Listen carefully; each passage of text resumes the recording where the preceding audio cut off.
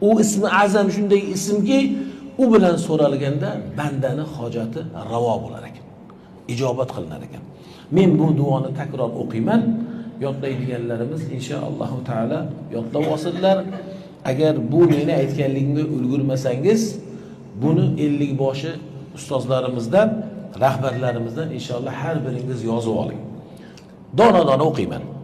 Mana shu kunlarda biz duo uchun o'tiribmizmi? Shu yillarda har birimiz har daqiqada duo qilyapmizmi? Mana shu duoni aytaylik. Orqasidan har birimiz o'sha hojatimizni Alloh taolodan so'raylik.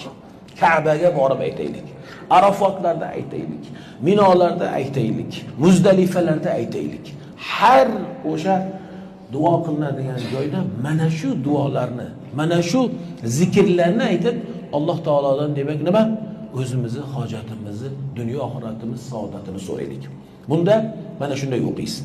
Allohumma inni as'aluka bi anni ashhadu annaka antalloh la ilaha illa ant al-ahadus samad alladhi lam yalid wa lam yulad ولم يكن له كفوا أحد. Demek oxiri الذي لم يلد ولم يولد ولم يكن له كفوا أحد. Bu har biringizga yod jumlalar. Chunki İxlos surasining oxiri. Avvalini bilsangiz bo'ldi. Takrorlayman. Allohumma inni as'aluk bi anni ashhadu annaka antalloh la ilaha illa ant al-ahadus samad.